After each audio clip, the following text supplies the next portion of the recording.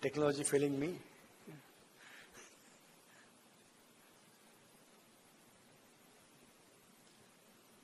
Computer navigation and computer technology is failing you, Unmesh.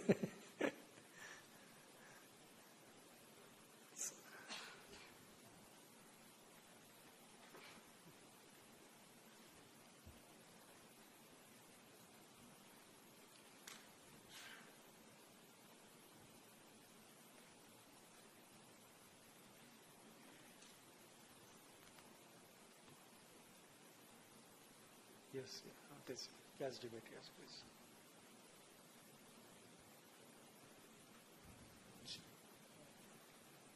Here's another. This one. Okay. Next slide, no? Okay. On. I know, but presentation.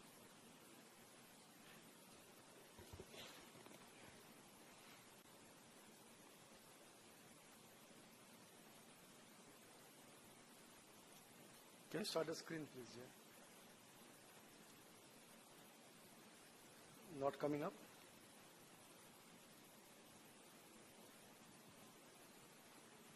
Sorry for this, but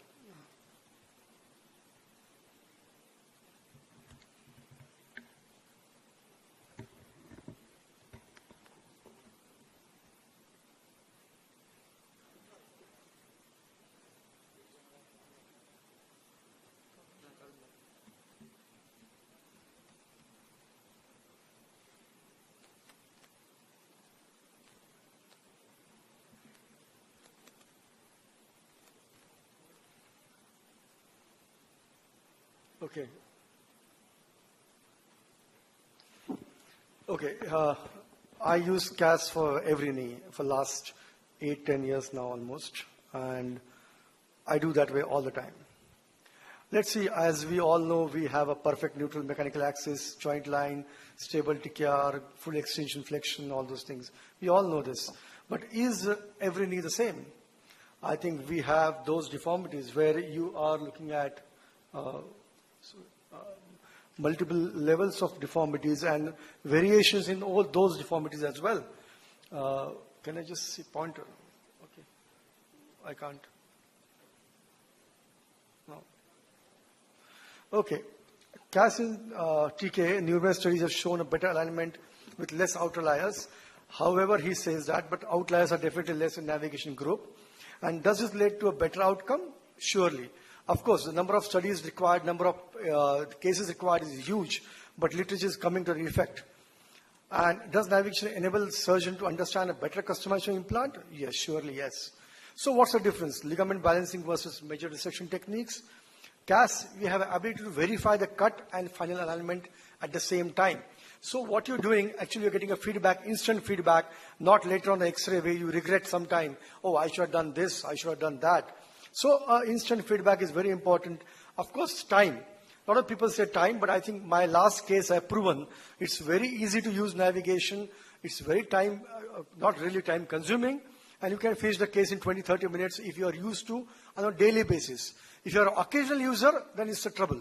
But if you're a daily user of any particular technology, I think you get used to it and you are almost time neutral. Cost, of course, it comes with a cost. Outcomes, surely they are better. Let's see, we have a use of, we can use the ligament balancing techniques or gap balancing techniques in navigation.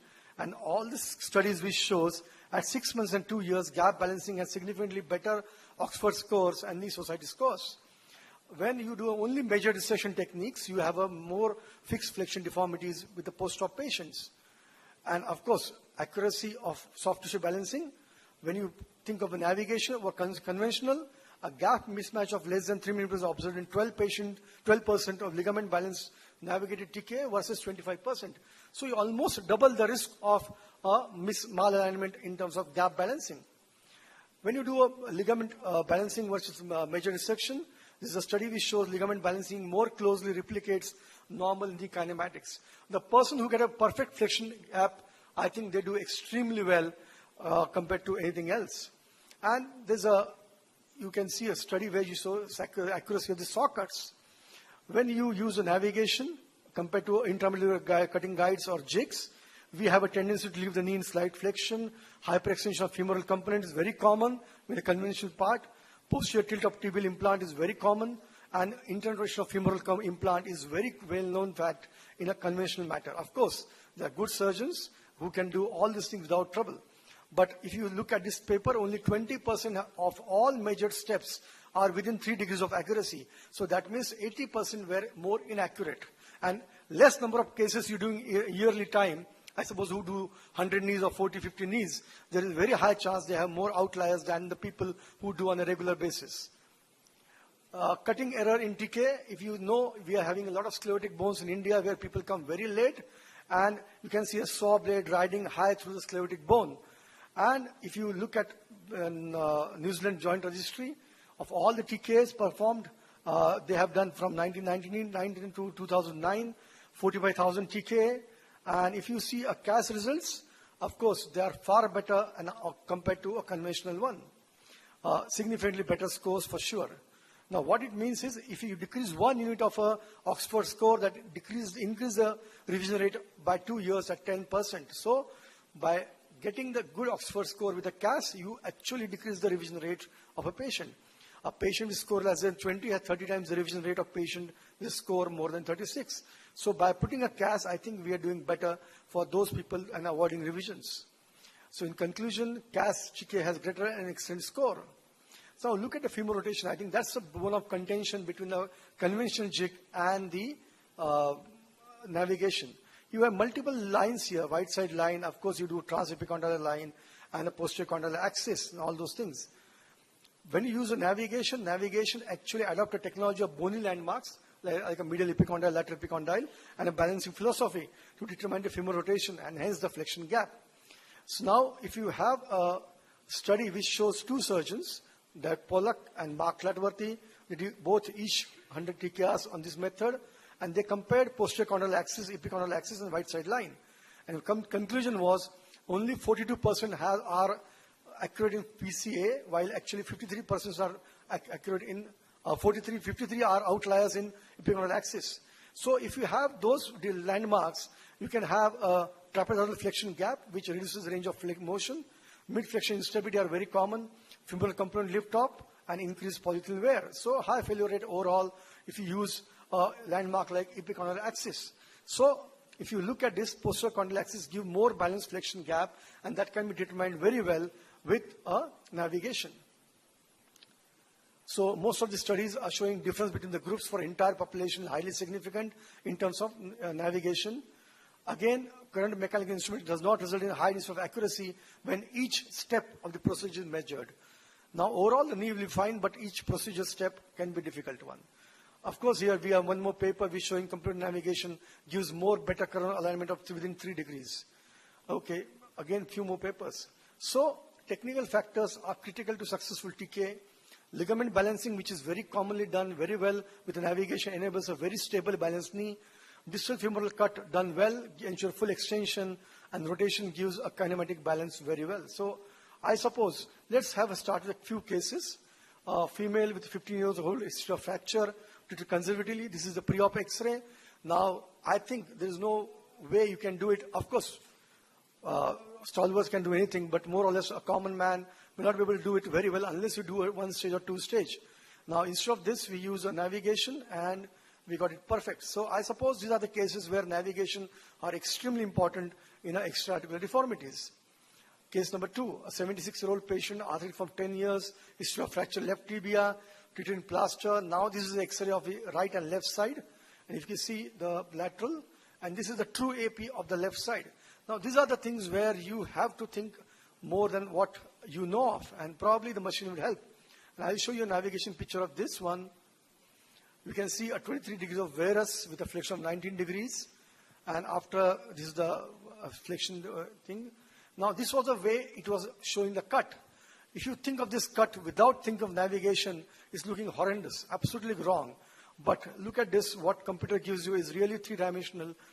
And this was the final picture where you have a very perfect gap on both medial lateral side and flexion. And I'll show you the post of this right side, and that's the left side. That's the X-ray post-navigation. I think there's no question navigation is really important in these cases. But to use in these cases, you have to use for normal cases. So unless you use for normal cases, you're not going to make it really good for those cases which are really bad. Third patient, this is quite not uncommon in our patient where we have a short stature female, marked bowing, range of motion very good, varus of 35 degrees, non-correctable, hip good. If you can see this is X-ray where there is no obvious deformity but gradual curving of the tibia. These are deadly ones where you don't know what to do because neither you can put a rod, neither you can do osteotomy. Here what we did was, this was the APA in lateral and hip was normal.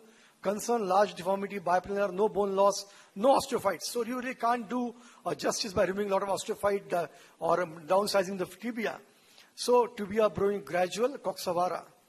Stage surgery, navigation, I will show you the picture.